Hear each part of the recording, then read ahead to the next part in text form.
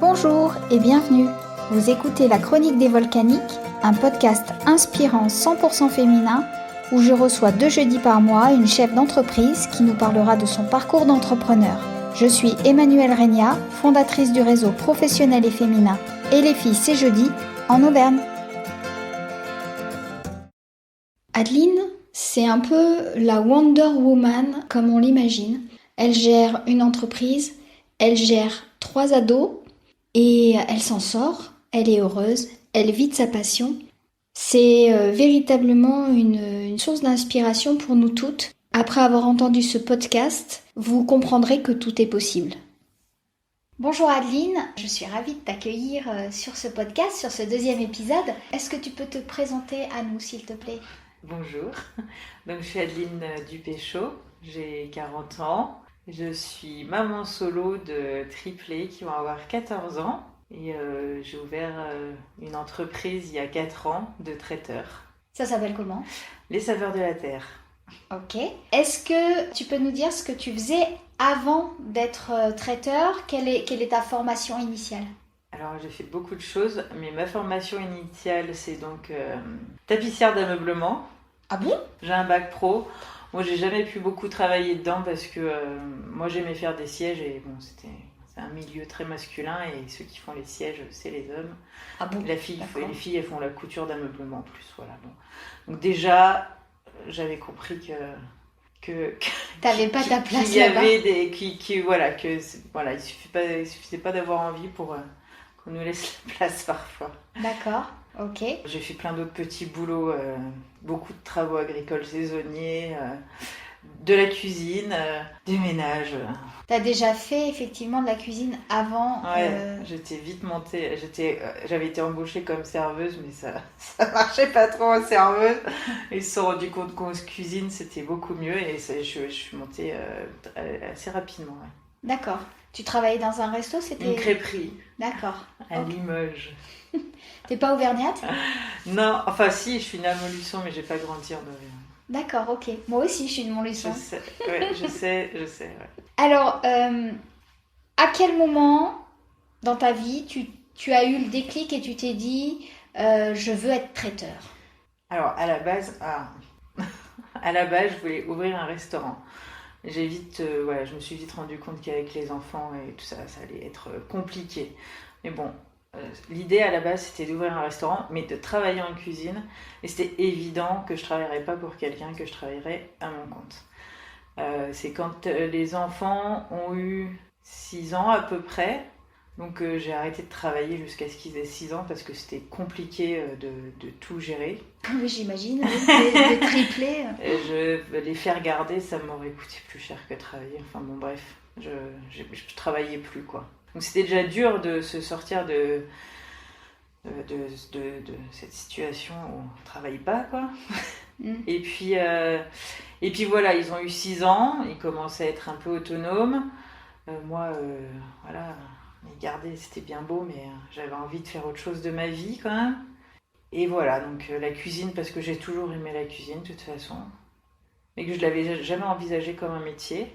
Mm-hmm. Puis c'est mon entourage qui m'a demandé de cuisiner pour eux, en fait, c'est venu de mon entourage. Donc tes amis Mes amis, ouais, qui me demandaient de cuisiner pour eux, elles en particulier. Ouais. Et puis voilà. Et à ce moment-là, tu t'es dit, pourquoi pas en faire un métier ? Oui, complètement. En fait, c'était tellement évident. Au final, c'était devant moi, mais je le voyais pas. Et donc voilà, ouais. Après, j'ai donc fait une formation en cuisine. Oui, parce que c'est assez réglementé. Dis-nous, pour cuisiner, oui, ça, il faut avoir les normes HACCP. Pour ouvrir une entreprise dans les métiers de bouche, il faut au moins avoir un CAP.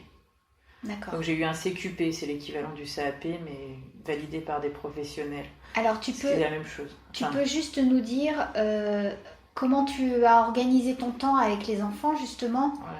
Voilà. Ça, c'était assez dur, parce que bon, j'y arrivais, ils ont dû aller à l'école tout seuls des fois à pied. C'était pas très loin, puis bon, ils étaient 3, et ils font beaucoup de bruit, donc c'était toujours angoissant parce que voilà.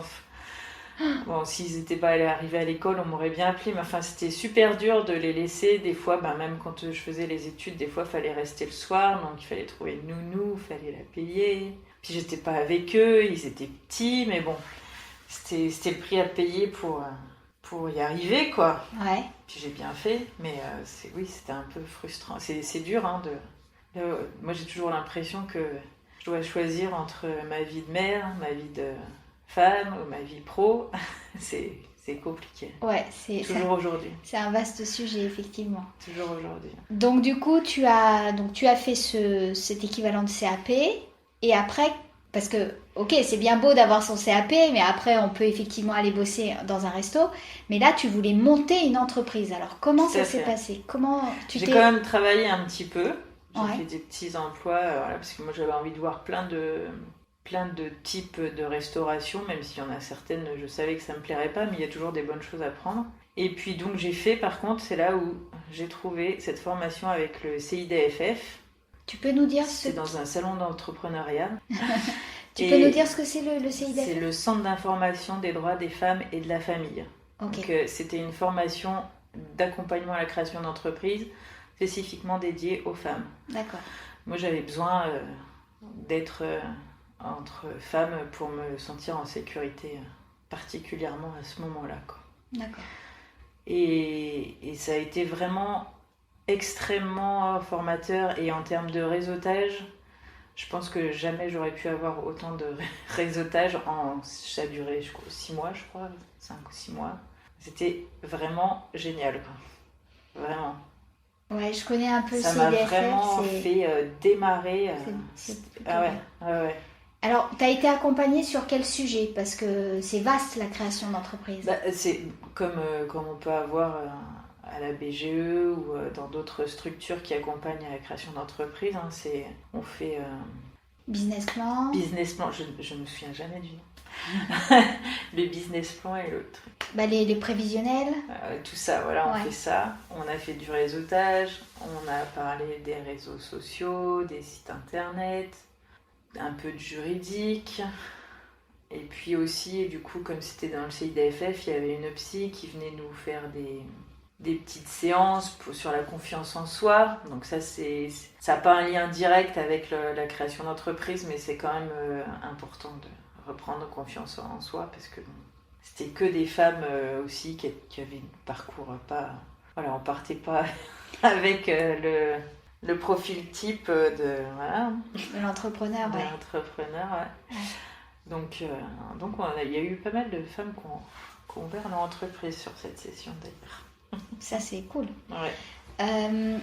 Du coup, après cette formation, est-ce que tu te sentais prête à devenir entrepreneur? De toute façon, c'était ce que je devais faire, quoi. C'était comme ça, en fait. En fait, moi, j'avais jamais eu de projet avant dans ma vie. Je savais pas vraiment. Puis, franchement, je savais pas quoi faire, vraiment. Et ça, quand l'idée a germé, en fait, je savais que je devais y arriver, quoi. Donc, je me posais même pas de questions, quoi. Et là où avant j'hésitais tout le temps, là, je savais que ça devait arriver. Alors, ça va pas arriver tout seul, hein, évidemment. Il a fallu travailler. Donc après, j'ai un peu travaillé encore dans différentes structures. Et puis après, pour me lancer, par contre, j'ai choisi Appui Créateur. Parce qu'Appui Créateur, c'est une couveuse. Mais aussi, on peut rester après... c'est une coopérative d'entrepreneurs qui sert de couveuse aussi au début. Et moi, ça m'a vachement rassurée. En plus, ça t'enlève pas mal de tâches administratives que tu peux avoir au début. C'était pas le truc, tu vois, je me suis dit qu'il fallait que je me concentre vraiment sur la cuisine. Du coup, ça m'a permis de dégager... du temps supplémentaire. Oui, puis plein de choses tout commencer d'un seul coup, ça me paraissait un peu compliqué, surtout que j'avais toujours les enfants et tout ça. Hein. Bien sûr. Donc, j'ai épargné certaines choses pour me concentrer sur l'essentiel. Et en plus, chez Appui Créateur, tu as quand même un accompagnement personnel avec les gens d'appui, quoi. Ce qui m'a beaucoup aidé, parce que des fois, Je doutais beaucoup. Ah oui, bah, ça c'est sûr. J'étais terrifiée. Je te rassure, on doute toutes, même à n'importe quel moment. Juste avant de reparler de la couveuse et d'Appui Créateur, j'aimerais que tu nous dises si, parce que toi tu es traiteur et tu fais de la cuisine végétale, est-ce que c'est justement ces petits boulots qui t'ont permis de voir un peu toutes les cuisines, qui t'ont destiné vers la cuisine végétale, ou est-ce que c'était quelque chose que tu avais en tête? Non, à la base, c'était de la cuisine végétarienne, de toute façon, ça c'est sûr. D'accord. C'était avant. Et pourquoi tu as choisi? Parce Est-ce que tu peux nous dire ce que c'est exactement pour ceux qui ne connaissent pas? Je suis pas une militante du végétarien. Mais je pense qu'en fait, la cuisine végétarienne, pour moi, c'est un moyen de participer à moins polluer, en fait. C'est un moyen super simple de participer à pas polluer, voilà. Par rapport à d'autres choses qui peuvent être plus compliquées à mettre en place, pour moi, c'est vraiment quelque chose de simple. Ça veut pas dire qu'il faut... Quand je dis que je suis pas militante, c'est que je pense pas que les gens doivent arrêter de manger de la viande.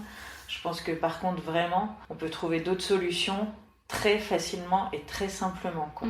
Voilà. Bien choisir... La production maraîchère, elle peut être aussi hyper polluante dans ce cas-là, tout comme la production d'élevage, quoi. Mais voilà, ne pas consommer de viande souvent, en tout cas, c'est vraiment un moyen facile d'arrêter de polluer, quoi.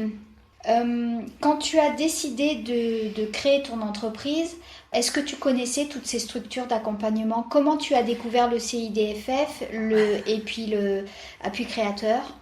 Alors, le CIDFF, je connaissais parce que je faisais partie d'une association féministe avant. J'ai plus trop le temps de militer maintenant, en tout cas pas dans des assos.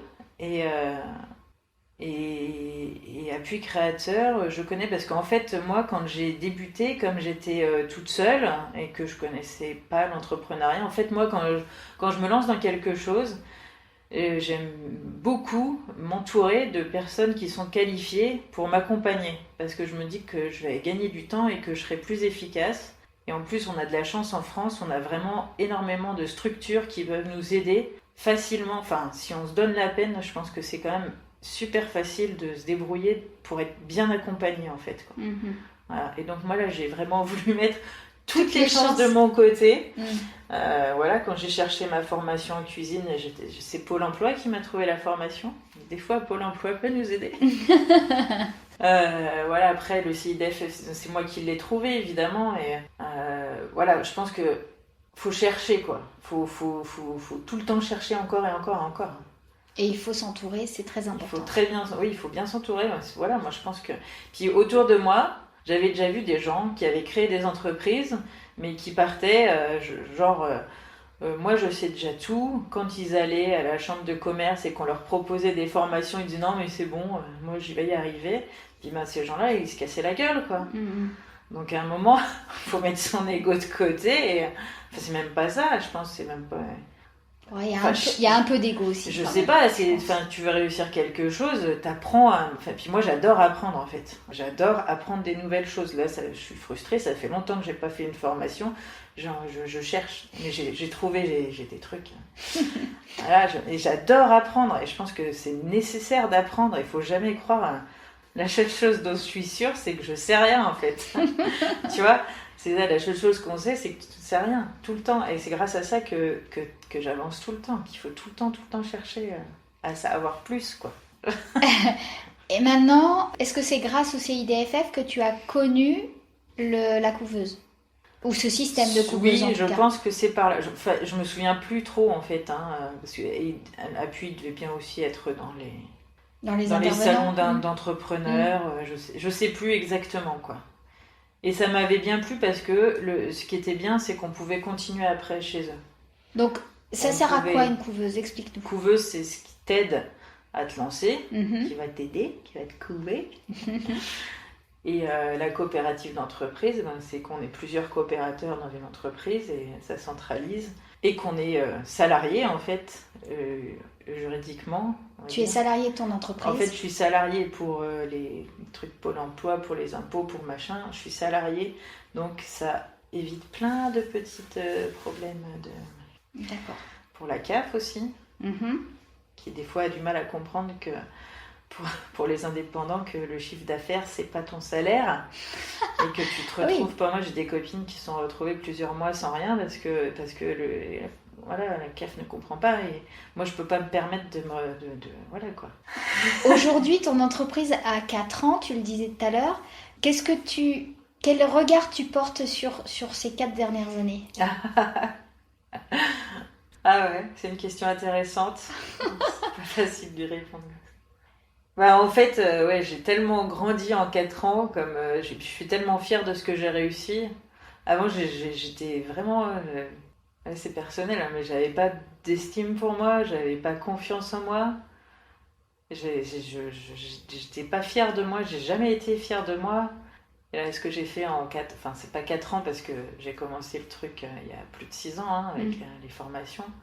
Et quand je vois comment j'ai grandi en 6 ans, c'est impressionnant quoi. J'ai un peu d'assurance, enfin, j'ai quand même de l'assurance ici maintenant, alors qu'avant j'étais terrifiée de tout en fait. Je faisais rien, je pensais que je méritais rien. Je pensais, voilà. Et aujourd'hui, voilà, d'avoir réussi à accomplir ça avec mes trois là, Les 3 listiques. avec mes trois, ouais, je me dis que ouais, bah, je peux être fière de moi, ouais, ouais. Voilà. Ouais, je crois ouais, que Ouais, tu voilà peux le quoi. dire. Et c'est chouette parce que ça m'a guéri en fait de réussir cette entreprise. Parce que c'est réussi là. Au bout de 4 ans, voilà, on sait quand même. C'était une thérapie en fait. C'est gênant cette question. Mais c'est vraiment ça. Hein. Ça m'a guéri de pas mal de choses. Hein. Alors, qu'est-ce que tu dirais à quelqu'un peut-être qui nous écoute en ce moment et qui a un projet et qui était dans ta situation, qui n'avait pas confiance en elle et qu'est-ce que tu lui dirais? Alors, ben, déjà, faut bien s'entourer. Franchement, voilà, faut apprendre. Apprendre, faut jamais arrêter d'apprendre. Ça, c'est vraiment un truc qui m'obsède. Je l'ai déjà dit. Apprendre, savoir bien s'entourer avec les bonnes personnes. Bien s'entourer, ça veut pas dire être avec que des gens qui te brossent dans le sens du poil. Non, c'est Parce sûr. que moi, parce que je vois des fois, ouais, les gens ils sont gentils, ils te disent, c'est pas intéressant. Non, pas être non plus entouré de gens, parce que c'est bien d'avoir des réflexions négatives quand elles sont justifiées. Parce qu'il y a aussi des gens, au moins pendant le processus de création, t'as des gens qui vont venir te dire que ben tu vas pas y arriver, c'est trop dur. Des gens super négatifs et c'est pas justifié. Ça, c'est des gens qui sûrement sont un peu jaloux ou frustrés de pas avoir réussi à faire ce que tu es en train de faire ou machin. Donc ces gens-là, moi mon conseil c'est de au moins le temps du processus de création de les laisser de côté ou de pas écouter ces gens-là. Être avec des gens critiques mais intelligents. Quoi. Faut ouais, bien s'entourer. Est-ce que tu crois que tout le monde est capable aujourd'hui d'entreprendre? Non, je pense pas que ça corresponde à tout le monde. Hein. Faut être un peu maso hein, quand même. Enfin, franchement, quoi. Parce que tu t'arrêtes jamais vraiment de travailler. Moi, je sais pas, j'arrive pas à décrocher complètement et j'aime ça en fait. Quoi. Je travaille presque 7 jours sur 7, alors pas 8 heures par jour. Enfin, quand j'ai des grosses prestations, je peux travailler 10 ou 12 heures par jour, plusieurs jours d'affilée. Mais voilà, j'ai toujours un petit truc à faire et j'aime ça en fait. J'aime bien être occupée en fait. Oui, puis c'est ton Parce que quatrième c'est bébé. mon truc quoi. Bah oui. Ouais, je sais pas si. C'est mon truc, moi j'aime bien ça. Après, il y a des entrepreneurs qui arrivent aussi à se caler certaines journées et vraiment décrocher les week-ends Mm. de la dessert. Mais c'est quand même. Ouais. Il faut quand même être un peu maso, ouais. Faut être bien sérieux et il faut en vouloir aussi, quand même, je pense. Mm. Tu parlais de réseau et de réseautage tout à l'heure avec le CIDFF. Ma dernière question, c'est donc tu es adhérente au réseau Et les filles c'est Et les jeudi filles, ouais. et tu le connais depuis quasiment le début. Oui. Qu'est-ce que ça t'apporte? Le réseau, pour moi, c'est indispensable parce que du coup, tu es avec des gens qui vont comprendre ce que tu fais, qu'ils comprennent, qu'ils vont comprendre que tu t'es pas forcément disponible le week-end, que c'est pas parce que t'es pas en cuisine que tu travailles pas, que c'est pas parce que t'es entrepreneur que tu peux te prendre du temps quand t'en as envie, en fait. Donc c'est des gens qui vont comprendre que voilà, que t'es pas disponible tout le temps parce que t'es entrepreneur et que tu peux faire ce que tu veux. Voilà, puis des fois quand t'as des petits coups de mou ou que t'as des... Alors ça, par contre, il y a un truc que j'aimerais que ça soit plus en place, c'est que quand t'as une problématique, que tu puisses venir la poser et pour te faire aider. Mais c'est vrai que moi-même, j'y pense pas forcément à demander, quoi. Ben, Mais je sais que sur le groupe privé, sur le groupe, tout à fait, ouais, c'est vrai. c'est très, pour le coup, c'est très facile Ouais. et tu Ça marche trouves bien. des solutions facilement, Ouais. et vite. Ouais. Mais Il faut y penser. voilà, faut y penser. Est-ce que tu as autre chose à ajouter? Oui, bah par exemple que moi avant, de par la vie que j'avais eue, je me débrouillais toujours toute seule et que je comptais que sur moi-même.